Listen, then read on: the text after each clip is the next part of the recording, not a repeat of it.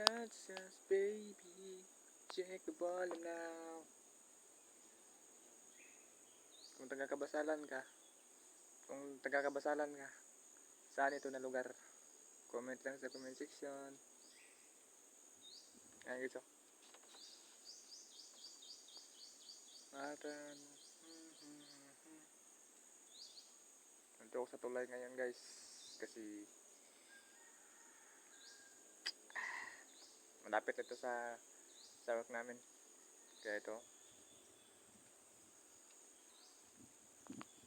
Yes.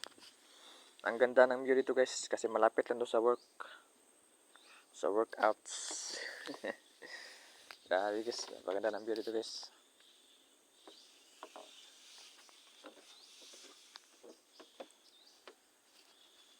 Yan guys, ito ang tinatawag na hangin bridge. Ito ay tinatawag na ano guys, hangin bridge sa amin. Yan ito.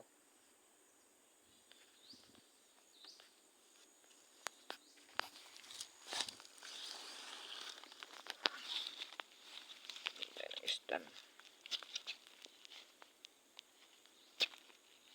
Ilagay ko na to cellphone to guys, para makita niyo ako. Para ganda lang naman ito guys, view.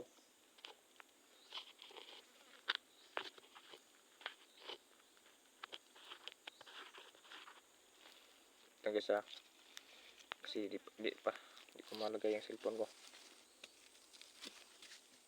Naptay ng lagayan.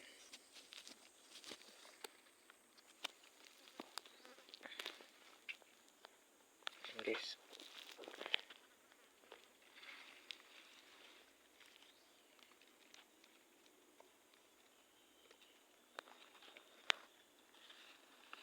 Yan, lalagyan natin siya guys.